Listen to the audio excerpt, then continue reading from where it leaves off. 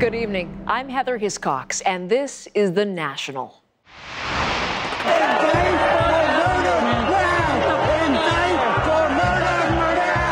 The day after a rally filled with hate turns deadly, Charlottesville, Virginia remains one of the angriest places in America. How Donald Trump has given license to open, unabashed racism. Cheers, tears, and a crush of cameras. The Canadian pastor who was imprisoned in North Korea gets a hero's welcome at his church. Plus, there you go. Too close for comfort. Why BC's Conservation Service is seeing a huge spike in calls about nuisance bears. Hey. It's become a symbol of all that's wrong in America right now. The division, the anger, and the ugliness. Tonight, Charlottesville, Virginia is reeling from a weekend of racist protests and violent clashes. Chaos that left one woman dead and more than 30 people injured. It started Friday night. Hundreds of torch-carrying white supremacists rallied at the statue of Confederate General Robert E. Lee, angry over its planned removal. Counter-protesters soon arrived, and it quickly turned violent.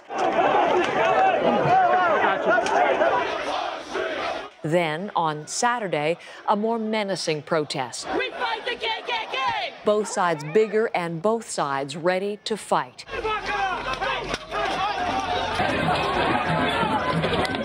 It was nothing short of mayhem. Then, just when it seemed over, this happened. A car rammed into the crowd. The shockwaves are still reverberating across the country to the White House and beyond. Paul Hunter is in Charlottesville tonight. The rage outside City Hall in Charlottesville, Virginia, was as loud as it was forceful, as an organizer of yesterday's white supremacist rally tried but failed to hold a news conference. Yesterday,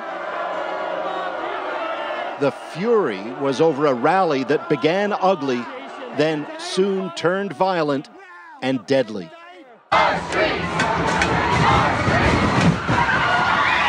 A woman was killed amid the many injured when a car was intentionally rammed into a crowd of people demonstrating against the white supremacists.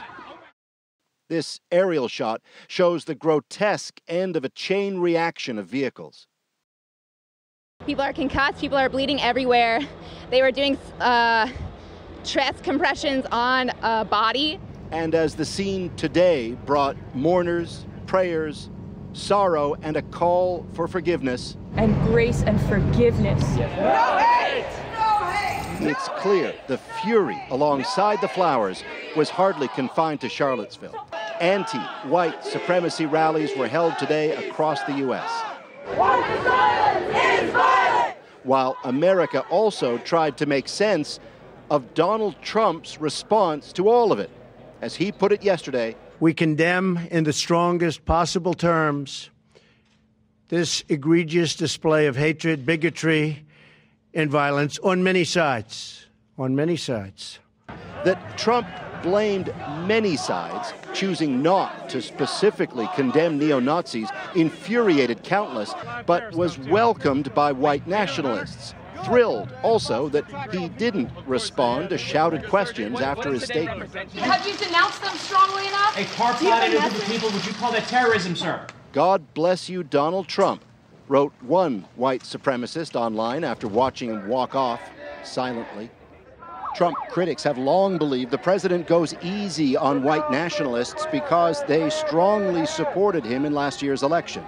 Today, Trump was slammed for that by those who live in Charlottesville. More should have been said. You need to call it what it is and stop playing around with it. Call it out. We're hurting. By the city's mayor, who blamed Trump directly. Well, look at the campaign he ran. I mean, look at the intentional courting, both on the one hand of all these white supremacist, white nationalist group like that, anti-Semitic groups, and then look on the other hand, the repeated failure to step up, condemn, denounce, silence, put to bed all those different efforts, just like we saw yesterday. I mean, this is not hard. Today, Trump's new national security advisor said there will be more on this soon from the president. H.R. McMaster had his term for what went down in Charlottesville yesterday. I think what terrorism is the use of violence to incite terror and fear. And of course it was terrorism. And Heather, this is the road where it happened yesterday. The car came down this way, then reversed its way back up this hill in the video we've seen so many times. You know, this has been a weekend that has left this city and country stunned, enraged, and saddened yet again. And Paul, the man who is accused of being in that car, we know he is from Ohio. So is it safe to say that people came to that protest from all over? Yeah, well, you know, I was talking to a rector at a church not far from here who saw things unfold Friday night and then again Saturday. And he was telling me this afternoon that at one point he saw where he was at his church, this pickup truck coming down the road toward his church with 5 guys in the back with helmets and clubs, and they were making like Nazi salutes and things like that. And it seemed they saw police cars, so they kind of hit the brakes and squealed and turned Hollywood style, as he put it, and sped off in the other direction. In so doing, nearly hitting some people who were on the sidewalk. So even more injuries could have happened. But the car took off. But listen carefully to what he said after that. I can play just a little bit of our conversation here. Give a listen to what he said happened next.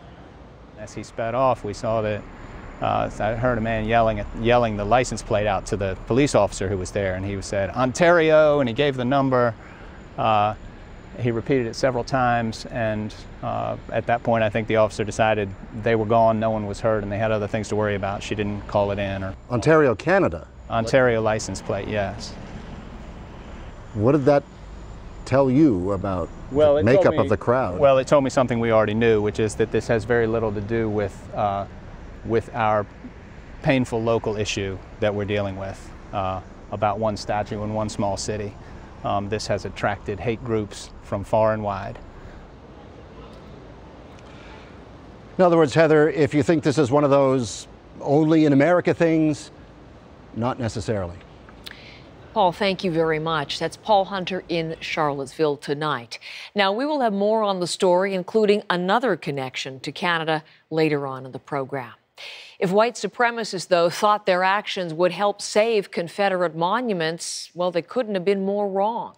The mayor of Lexington, Kentucky, says he's taking action to relocate Confederate statues in his city, specifically because of events in Charlottesville. Far-right protesters have tried and failed to stop the removal of other monuments, most recently in New Orleans, where 4 statues were removed this spring, some without warning in the middle of the night to prevent violence. But as many as 1,500 Confederate monuments remain in 31 states across the U.S. A Canadian pastor has finally been reunited with his congregation after 2 years of detention in a North Korean labor camp. Hyun Soo Lim returned to Canada yesterday and today talked for the first time about what he experienced.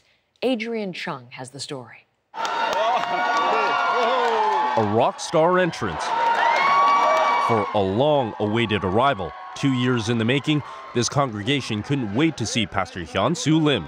To be honest, it's like I think everyone felt like it's a dream. Just sheer joy. We've been praying for him since he's been gone. There was no guarantee he would ever return. After being sentenced to life in a labor camp by North Korean officials, Lim thanked his supporters and Canadian diplomats for securing his freedom. I'm so proud to be Canadian.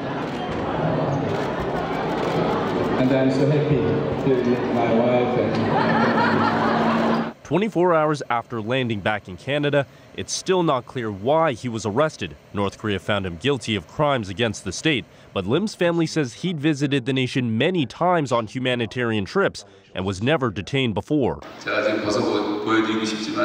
He recounted the brutal living conditions of a North Korean work camp, forced to dig holes in frozen ground, fighting frostbite in the winter while toiling under scorching sun during the summer. He admits it was hard not knowing when or if it would end. We were able to spend time since he arrived yesterday over lunch and dinner. He had a lot of questions, you know, what was happening at church. Lim also spoke about his crushing loneliness, being held in isolation, eating thousands of meals alone, Last night, he cherished his first one back with his family. What did they have? Kimchi. Diplomatically, this was a delicate situation. A Canadian delegation backed by a national security advisor with the help of Sweden traveled to Pyongyang in secret to negotiate his freedom. Lim says he found out about his release just 15 minutes before being set free and is now trying to ease his way back into Canadian life, surrounded by family. Adrian Chung, CBC News, Mississauga, Ontario. Coming up, how a controversy at Google is fueling the debate about women in technology. Plus, Canada's medal expectations fall short at the World Track and Field Championships. We asked the CBC's Scott Russell why. With hundreds of asylum seekers still streaming across the Quebec border each day, a political battle is playing out in the province over the controversial loophole allowing it to happen. Simon Nakonechny has the latest. As the number of asylum seekers grows, so do the rows of tents built to house them, equipped with electricity and heating, courtesy of the Canadian Army. Today, Federal Transport Minister Marc Garneau toured the shelters. He insists camps like these are not a backdoor into Canada. There are very clear protocols that are in place and that have to be followed, as well as the criteria that will determine whether or not we accept asylum seekers. But Quebec's politicians seem more concerned. On Thursday, Coalition Avenir Québec leader François Legault called for a tightening of borders. Today, the opposition Parti Québécois followed suit, albeit in softer tones. They want Ottawa to suspend the Safe Third Country Agreement with the U.S., which they say is inciting migrants to cross illegally. If you're even an asylum seeker and you're getting to Canada and you're being told the only way that you can do this is through the woods, I don't like that as a Quebecer. I don't like that as a signal to be sent to anyone. Quebec Premier Philippe Couillard said scrapping the bilateral treaty would be bad for diplomacy. But Montreal's Haitian community is more preoccupied with provisions than politics. Today, they organized a donation drive for the migrants, saying extraordinary circumstances require extraordinary compassion. It's true that it's not a regular process, but it is happening. We don't have a regular president in the United States either. I mean, we have to adapt to the current reality. For asylum seekers, all this political back and forth is likely a bit abstract. Right now, they're focused on the basics, trying to find some daily stability, despite a future that's very much in flux. Simon Nakonechny, CBC News, Montreal. It has been more than 3 years since the U.S. began imposing economic sanctions on Russia, initially for its takeover of Crimea, more recently for Moscow's alleged interference in the U.S. election. But it seems that years of these so-called punishments have actually turned into healthy profits for Russian entrepreneurs.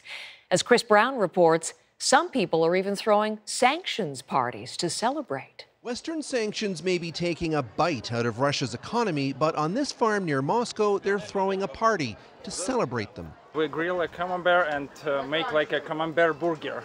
Alexander Krujesco's T-shirt says how he feels. Once a banker, he's now a profitable cheesemaker because of the sanctions. I'm working with cheese and sanctions helped me to make my business. In 2014, following Russia's takeover of Crimea, the West put restrictions on Russia's oil and gas sector, banking, and businesses associated with the Putin government. Russia retaliated by banning European dairy products, including cheese. And that spawned a new domestic cheese industry where none existed before. There's something about the Russian soul and the taste of this cheese, she told us. Russia's agriculture sector has been perhaps the biggest beneficiary of the protection offered by sanctions. In fact, many people here hope they never end.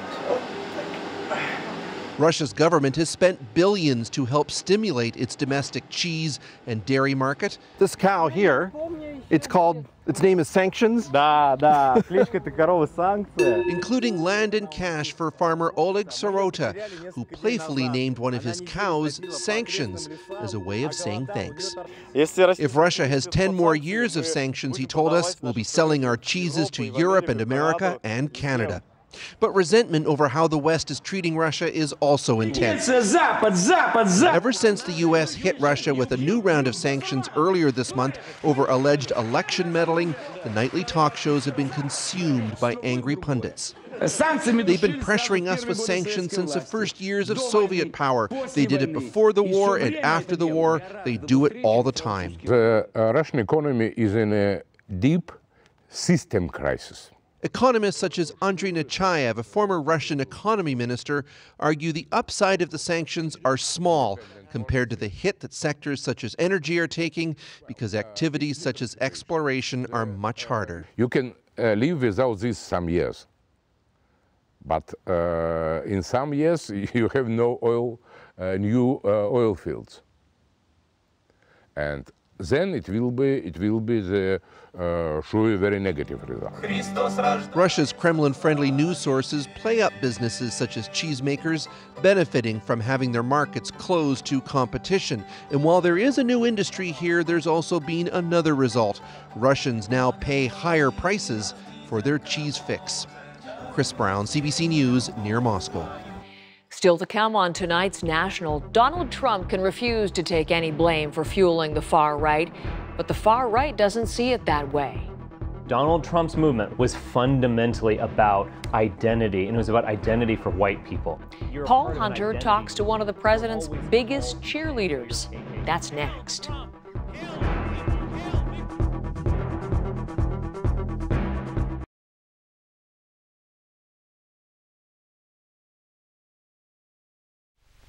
You can't just sit back and play with your own little world. There are other worlds out there. Lots of them. And you can't just ignore them or brush them aside. You see, the world you know is really made up of lots of other worlds, and all of them have their own problems, which, in fact, become your problems. And worlds aren't made up simply of problems. Good things happen, exciting things. And they all affect you. The thing is to understand what's happening. And to understand, you have to have a complete and comprehensive view of matters. And where to get this information? It's easy. The national news, nightly, on CBC Television. So welcome other worlds into your life. It's almost fun. The national news. 5 nights a week in the national newsroom of CBC Television, the stories come in from all parts of the world to be interpreted and prepared for use on The National.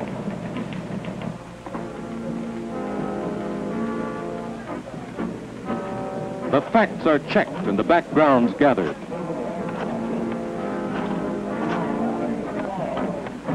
On-the-spot reports are collected. Then the films and the tapes are evaluated and edited, readied for the air. CBC's correspondents in all corners of the world report and interpret the news.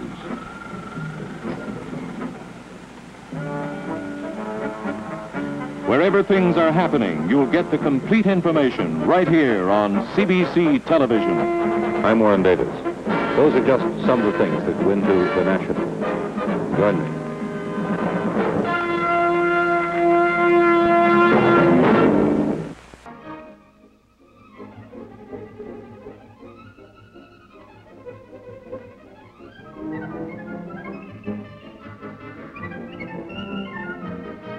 From here, each day at 1 o'clock, Canada is given the exact time.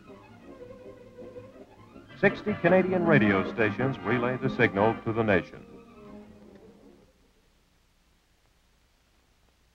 The CBC brings you the Dominion Observatory official time signal.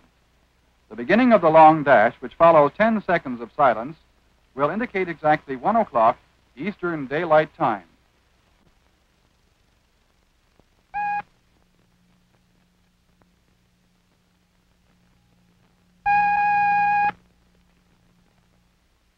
One o'clock Eastern Daylight Time.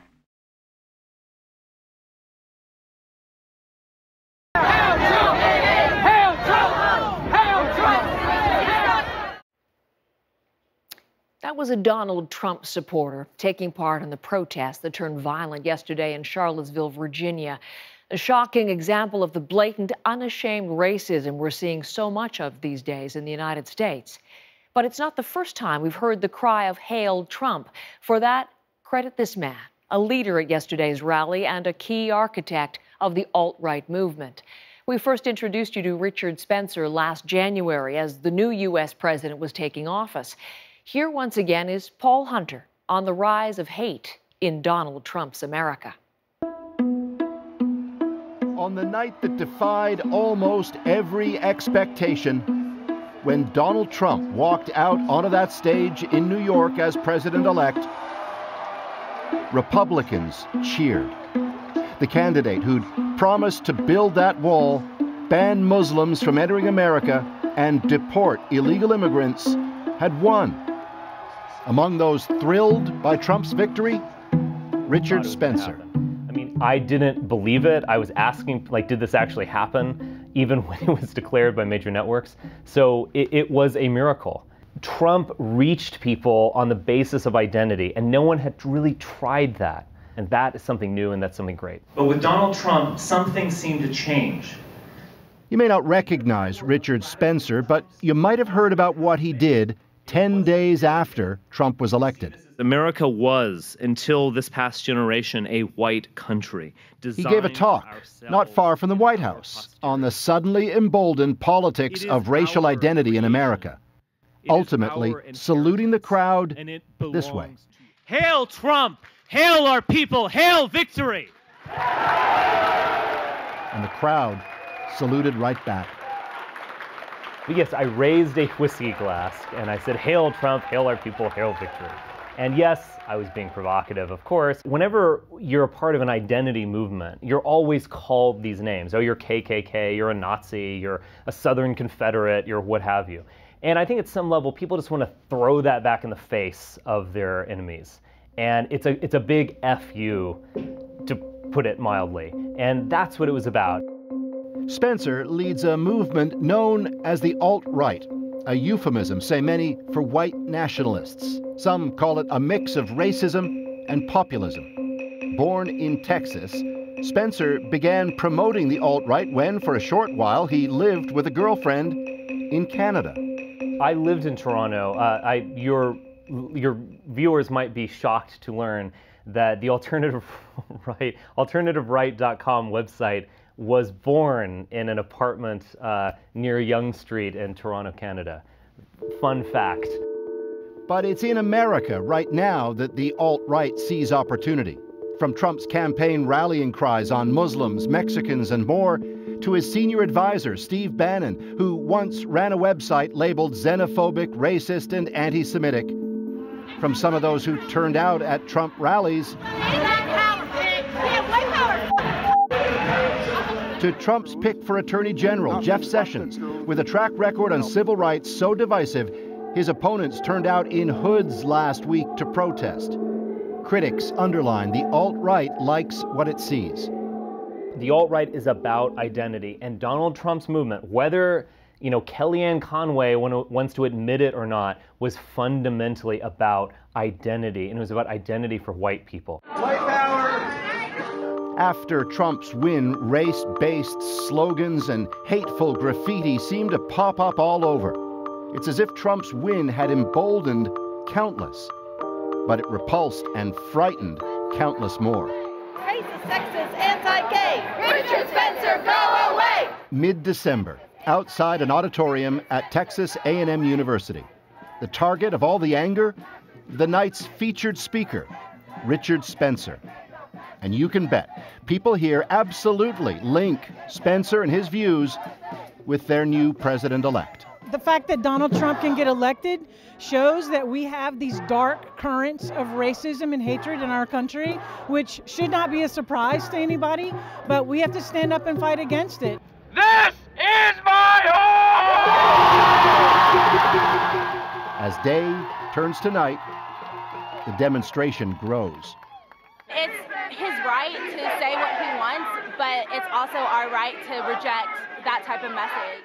And anger against Spencer and the alt-right mounts.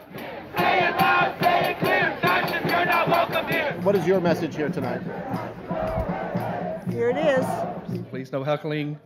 Please no violence or anything. We have police here to take you out in case that does occur. Inside, Spencer knows that for him, this isn't a friendly crowd. And he's got his comebacks ready. That must mean you love me when you do that. Back to all y'all.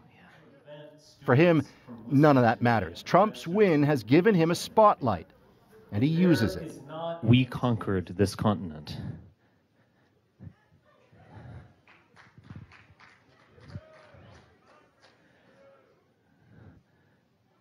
Whether it's nice to say that or not, we won. And we got to define what America means. We got to define what this continent means. America, at the end of the day, belongs to white men. Fists raised in opposition underline, most in this room find that odious. It leads to flared tempers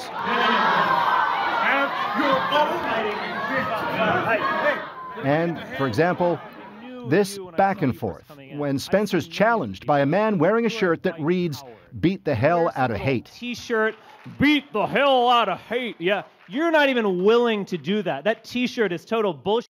You're not even willing to go to the gym. Look how fat you are. You can't beat the hell out of anything, sir. People say I am based on hate. I hope this is getting on tape. I have utter contempt. This is free speech, everybody. I have utter contempt for losers like you, sir.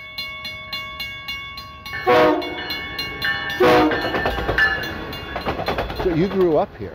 I grew up here, in this neighborhood. You're 14 years old? I was 14. And you're coming down this alley? Yeah, I spent a lot of time in this alley. Christian Picciolini knows all about hate. After an encounter in this alley 30 years ago, Picciolini's life spiraled into racism and violence. He helped build the American neo-Nazi skinhead movement. That's him with a Nazi salute at Dachau. And here he is in his band, singing songs of white power. They named themselves the Final Solution. See this? That means not welcome. Aspects of Picciolini's youth were chronicled in the film American History X. Eventually, Picciolini chose another path, and he rejected all of that. He left the movement and formed the advocacy group Life After Hate. Nowadays, he counsels young people who are conflicted about race, hate, and tolerance. And so when you see America now, and you see what's happening with the alt-right, what goes through your mind? Well, it's the same tactic. It's all about instilling fear for the unknown. It's all about blaming somebody else for the problems that we're experiencing. And let's face it, we do have problems. They have a right to be angry, but they're blaming the wrong people.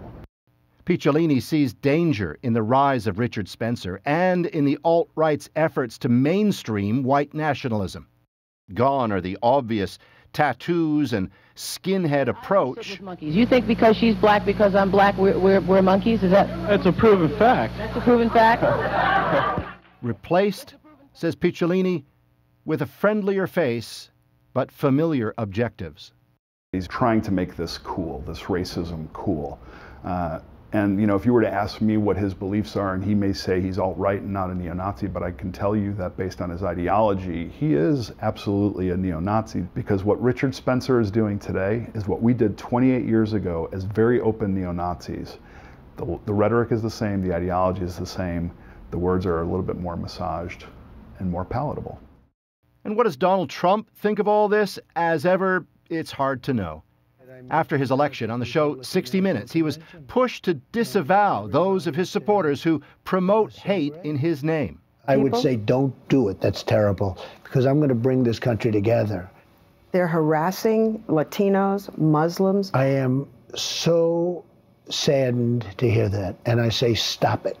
If it helps, I will say this, and I'll say it right to the camera, stop it. When a president makes light of the fact or just turns to the camera and says, don't do that, instead of replying with a very thought out, positive response to really try and quell something that's happening in our country that could be disastrous, we have an issue.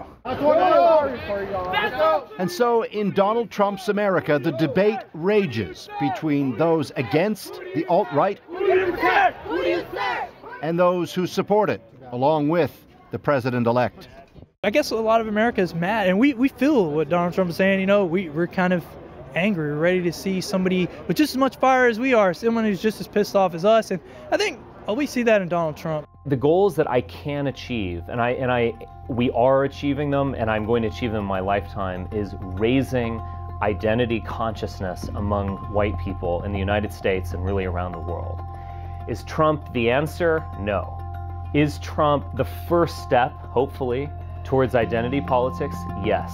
And that's what got me so excited about it. Emboldened by new leadership in a country where that excitement mixes with fury and a divide that's as old as America. Paul Hunter, CBC News, College Station, Texas. When we come back, a Google memo and the firestorm it caused this week over free speech, stereotypes, and gender inequality.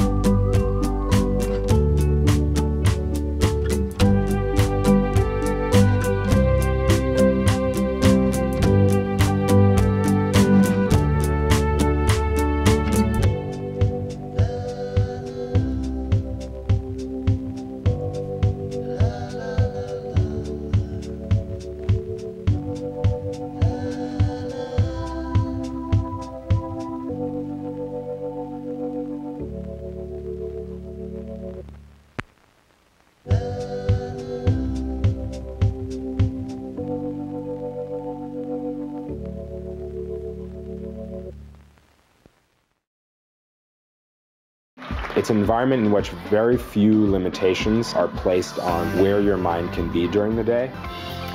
You can see Google treats itself as a beacon of forward thinking and ideas. But this week, an internal memo by a Google engineer was seen as very backward, and it has reignited a firestorm about women in technology. In a moment, we'll talk to three people on the front lines of tech and engineering. But first, some background. It's a blunt claim, suggesting there are biological causes behind gender inequalities in the tech industry. The 10-page document was circulated internally before being leaked online. Predictably, there was outrage. But some of the points found support within Google and beyond. The engineer was fired and is now suing the company. He defends his so-called research and says Google is a cult. It's hard to regret it just because I do believe that I'm trying to make Google and the world in general a better place. But how women are treated in tech isn't just a Google problem. Earlier this year, Uber fired its CEO for, among other issues, several claims there was a culture of sexual harassment. Out of every 10 employees in Silicon Valley, 2 are women. Here in Canada, despite more women with science, tech, engineering, and math, or STEM degrees, the ratio hasn't really changed in 30 years. Women made up 20% of the STEM workforce in 1987.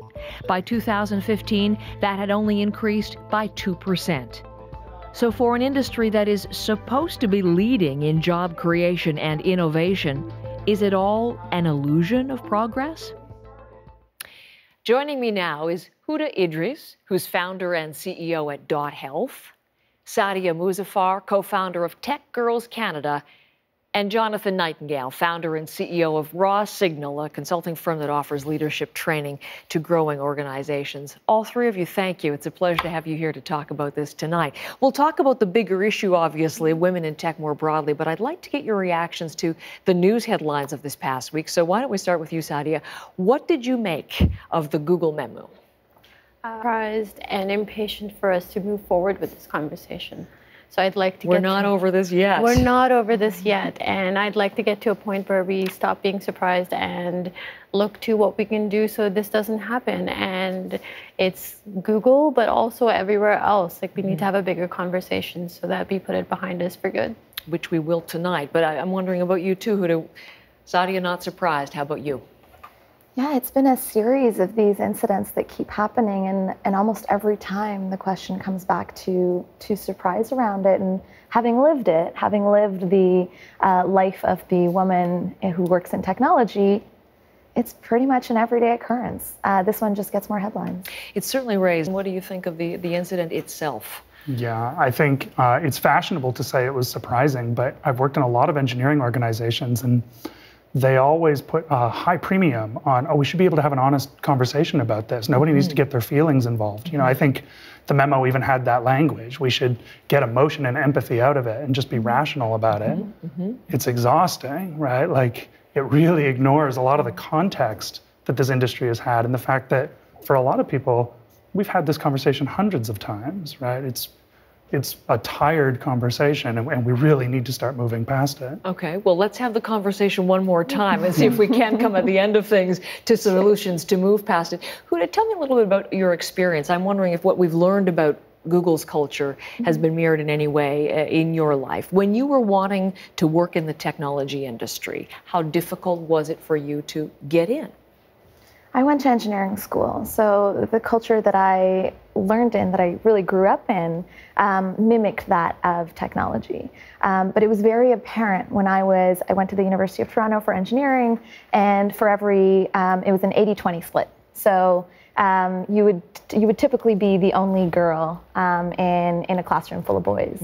And when I look at it now, where I've founded tech companies, this is the 4th venture I've been a part of, and that continues. I keep going into board meetings where I'm the only female and it's just a room full of men, and I keep looking at other founders who are just predominantly white men.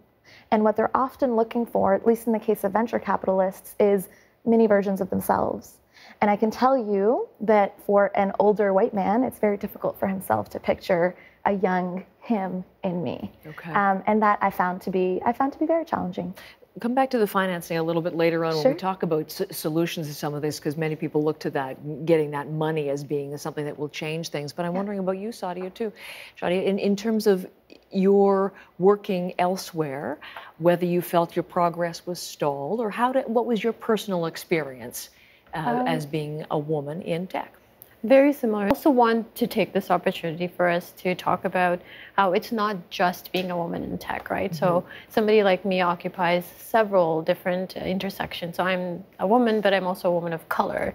I'm an immigrant. So all of these things play into how relatable I am to somebody when they're looking to make a decision to hire me, buy from me, work with me, and partner, all of those things. And while maybe each interaction in and of itself is not big, when you have like 500 of those in a week, it wears you down. And I think it's like a tax that we pay continually, and it makes a difference in our productivity. I don't want to do that. I'm very passionate about the work that I do, about working in technology. I think it has a lot of promise, and my energy should go towards building in tech, not proving over and over again that I belong. As somebody who worked in the recruiting ends of things, Jonathan, in both now in consultancy, but also in previous parts of your career, did you look to bring women in? What were the challenges that you faced when trying to do so? Yeah, you know, I think one of the things that everybody says in tech when they're hiring is, oh, you know, we'd be happy to hire a more diverse team. We want to hire a more diverse team. We're just not getting the candidates, or we don't want to lower the bar, or some other sort of lazy version of it. And I'm sure I was guilty of it too. Like, the truth is to actually engage with some of this stuff and say, well, what's it going to take? How much of our hiring process just assumes, for instance, that you're not a single mom, that if we want to book you for 5 to 6 p.m. for an interview, you're just going to do it, right? And we're okay applying that pressure because we're the employer, right? Do you, as part of your interview process, talk about parental benefits, right? Because if a woman's interviewing who's pregnant, for instance, they may not want to ask that question up front, right? So I think one of the real challenges when you're an employer and you're in a hiring position is to get educated about where are there elements to our process that aren't overtly biased. We're not saying, like, I don't want a woman for this role, but nevertheless are telegraphing a lot of, I want you to look more like me. Right, I want to hire people. Was saying, who match. Bosses generally hire and promote those who resemble them. But even in this very controversial memo, the whole idea of part-time work, really emphasizing the culture of part-time work, maybe making it more conducive to women, was brought forward. In terms of solutions, what are the key things that you see, Huda? What do we need to focus on? Past the this is a pipeline problem excuse. I'm done with it. I know lots of other people are done with it. Explain pipeline problem. Typically when, and I do this quite a bit in the community, where I will confront people if they have a very low gender parity within their teams, typically management teams, because I believe a lot of this culture and a lot of these decisions stem from the top down. And every time I've brought this up to an organization, they've typically come back with, but you know how difficult it is. It is not enough females coming out of engineering and STEM programs, and hence we cannot. And I think that's a really easy cop-out. When I was in engineering school, our entrance rate for females was just under 20%. Under Dean Christina Mon now at the University of Toronto, they're seeing numbers of up to 40%. So just looking at that, and that change has been made in the last 4 to 5 years, I think that's quite remarkable, and I would like people to go beyond that. I think what we should focus on is the culture that we're creating in the organizations that we're expecting women to thrive in. Women drop out of technology at a faster pace than any other group of people.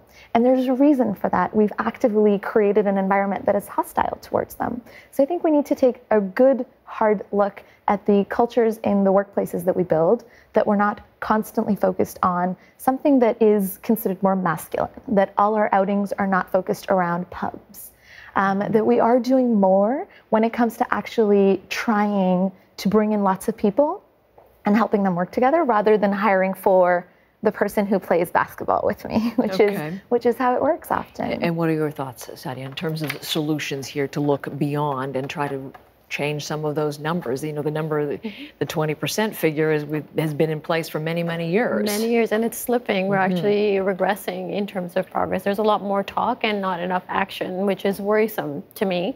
I think we need to get away from thinking that there's a turnkey solution, that you can just add more women or add more people of color and suddenly the balance will shift, because the conditions of their work matter a lot. And we need to look at it through the lens of, are we creating environments where there is an incentive to behave a certain way? Because no behavior can perpetuate. If we don't reward it, right? So if we have an organization that is 80% straight white men, clearly there's a reward system there that is making sure that that happens and continues. So we need to take a deeper look at not just hiring, but also who gets promoted, who gets to make decisions about what happens next in terms of the visions, and how are we paying? Pay equity is huge. Are people getting paid for what they're worth, and are they going to stick around because they're being rewarded for their work? So it's a multifaceted conversation, and I would not want to oversimplify it. You know, and it's key. It's clear that there's not just one key to all of this. Last word to you. I think we could talk much more all night in terms of rectifying the situation. But when you go into a company, when there's a leadership issue before you and it's increase the diversity, what's the most important advice you have? You know, I think the thing that we say to almost every leader is the modern context is different, right? You need to take ownership for the culture you're building, and you're not going to be able to just hire all the dudes in hoodies, right? And often when we talk to those leaders, they, you know, you take something like this memo, they'd say, oh, well, I would never write that. I don't believe that, right? You take what's happening in the States, they're like, oh, I'm opposed to that. I'll tweet about it, right? But when you ask them, what concrete steps are you taking today? How are you changing your interview process? How are you changing your corporate culture? They come up short. And the reality is, and I think my co-panelists have illustrated it nicely, the systems in place are going to act against you here. If you're trying to build a more diverse and inclusive company, those aren't the habits today. Any day you're not working on making that better, you're slipping. Oh, a pleasure to have you in tonight. Much more still ahead on tonight's National. Canadians have struggled at the World Track and Field Championships. Lane number 6 from Canada, Melissa Bishop, won world silver 2 years ago, 4th in Rio. But today there was one more big chance to make the podium. That story when we come back.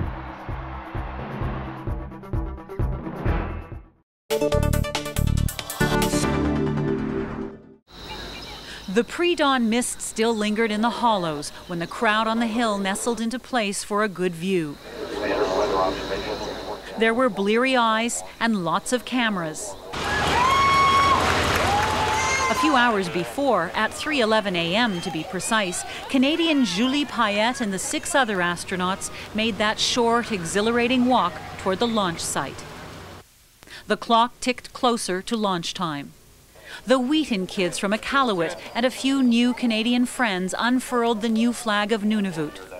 Across the water on the launch pad, Julie Payette blew a kiss goodbye from the door of the shuttle and was then strapped into her seat for liftoff. The Canadian children, winners of a Canadian Space Agency contest, clustered together. 3, 2, 1. And liftoff of Space Shuttle Discovery on the first mission to dock with the orbiting International Space Station.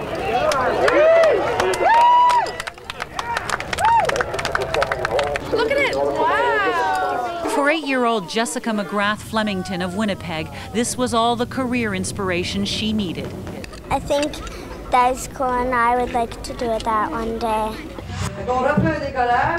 They dream of space travel, but these high school students won't get off the ground. Their spaceship is made of wood. 0. Liftoff. We have a liftoff. Their command center, a couple of computer screens and walkie-talkies. Permission to execute. What is real is their respect for Julie Payette, who was once a student like them. It's a message of like a dream come true. That's what motivated these kids to sleep at Laval's Cosmodome. No one wanted to miss the big moment. Julie is the first Quebec woman in space, he says. It's a great moment for us. And then, all across the province, kids held their breath as Discovery reached for the stars. And liftoff. And at that moment, Julie Payette became not just an astronaut, but a local hero. And the vehicle has cleared the tower. It took a lot of courage to get where she is, this student says. I know she speaks like 5 different languages. She's like an athlete, a musician, and she's an astronaut, so I kind of admire her. So it seems does the whole province. Payette gets star treatment in the media. And what's a hero without her own matching set of t-shirts, hats, pens, and even tattoos? A lot of hype, but no one is complaining. Especially not at Payette's old high school, where her picture hangs in the hallway. I think that she's a great model for us, and that just show us that we can do something good in life. You're gonna crash! The Space Club simulated flight ended in disaster. But for teacher Joanne Patry, Julie Payette's mission is already a success. It got more students excited about science. The hoopla that we've been having for Julie Payette, it will encourage some kids at least to go in that direction. Bishop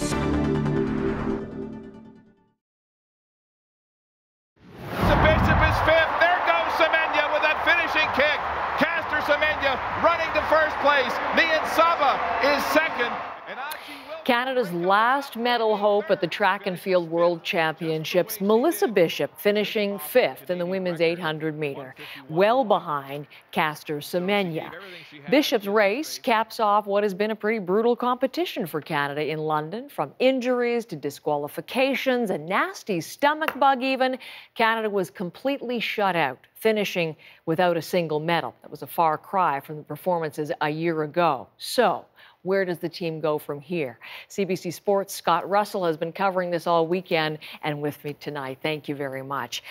What next? How much of a cause for concern is the fact that Canada's coming home empty-handed? A little bit of a cause for concern, Heather, but circumstances conspired against the Canadians. Injuries to Andre de Grasse, to the world high jump champion Derek Drouin. The norovirus hit Damian Warner. He was supposed to be a lock for a medal in the decathlon.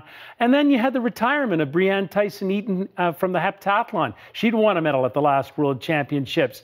So circumstances conspired against them, and they didn't get landmark performances that they had hoped from Melissa Bishop, for instance. Are there any bright spots, though, in all of this? Yeah, let's turn the corner and say that Melissa Bishop was indeed a bright spot. She was running under very difficult circumstances, as you know, against Caster Semenya. She was fifth and a strong fifth. There were 12 top 8 finishes for the Canadians. That's a landmark total for the Canadians.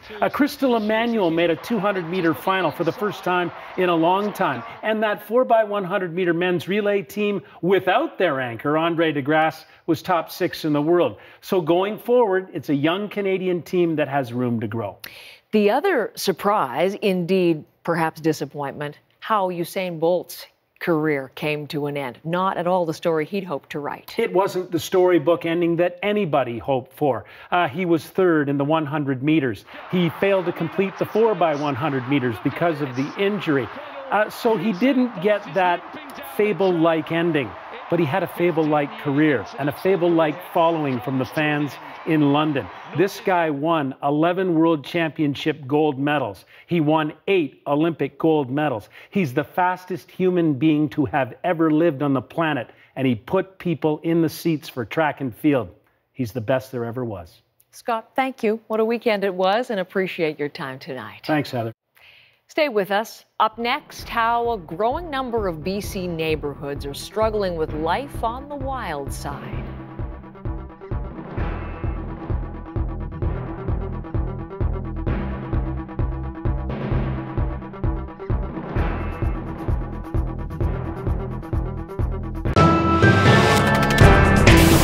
But for another category of goods that has transformed our world, the gadgets or the tools of the electronic media.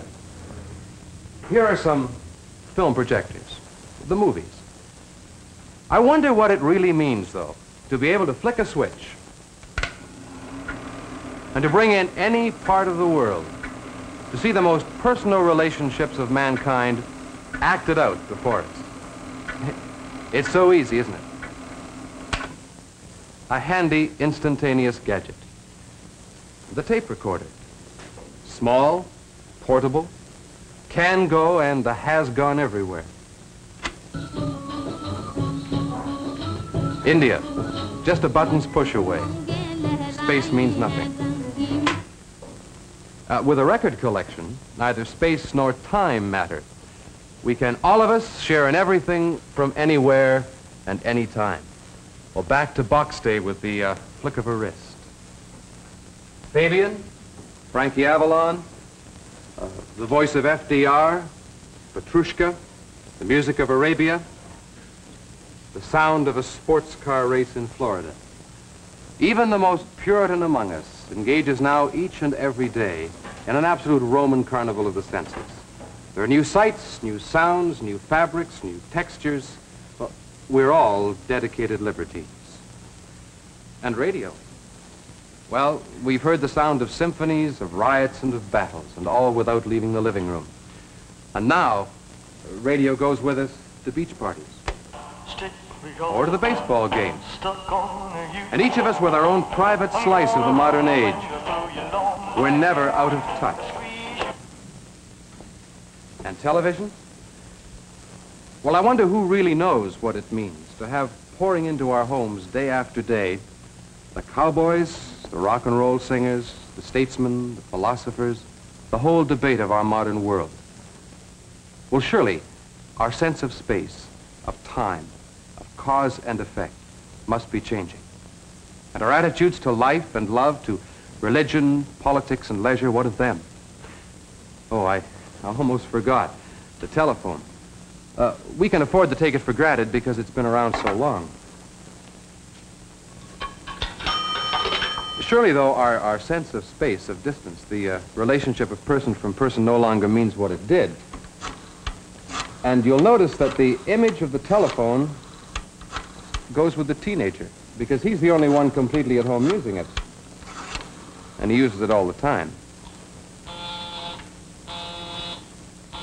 That's annoying, isn't it, to be held up even 5 minutes?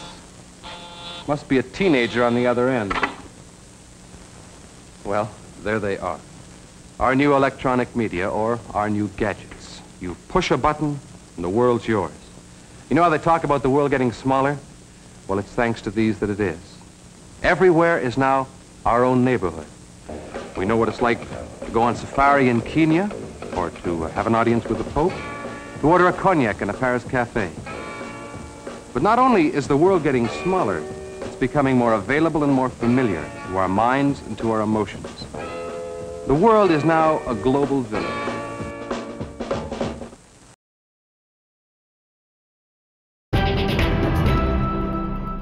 In British Columbia, black bears are ambling out of the woods and into urban areas more and more this summer. Environmental officials say the number of reports have doubled this year. Briar Stewart now with why this may be happening. Go away! Go away! Cameras were rolling as this unwanted visitor roamed into this garage in a suburb east of Vancouver earlier this summer. It's very big. The bear was focused on the garbage can. But still charged the man filming when he got too close. In the end, the bear got away with the bag of trash. It was a much different ending at another property last week, where conservation officers put down a bear. The bear just opened the door there. Carolyn Key called 911 after her tenant called her to say he was shut inside the bathroom. He was hiding from a bear that was rummaging through his fridge. When I heard it was in the kitchen, I was really scared because I worried about their life. This is an extreme case of a bear encounter, but this summer in BC, there's been a spike in the number of calls. Since April 1st, there's been nearly 9,000 reports of black bears, almost double that of last year. People will call the Conservation Officer Service to report a bear sighting or a bear that's been accessing attractants. So many of those attractants include garbage, fruit trees, bird feeders. There he goes. That's why people are being urged to keep their garbage in locked containers and not put it outside overnight. Conservation officers aren't certain why bears are being more bold and coming into populated areas. They say it's possible that the forest fires have displaced some, but they believe the weather probably has played the biggest role. So that cold, wet spring kind of transferred into a hot, dry summer, and again, that kept natural food availability quite low through a lot of parts of the province. Well, this summer has been particularly busy. It's the fall when bears are the most active. That's when they're trying to eat as much as they can ahead of winter hibernation. So conservation officers could likely get quite a few more calls in the months ahead. Briar Stewart, CBC News, Coquitlam, BC. That's the national for this Sunday night. For some of you, local news is coming up right now. And for news at any hour, you can always go to cbcnews.ca. I'm Heather Hiscox. Thanks for watching.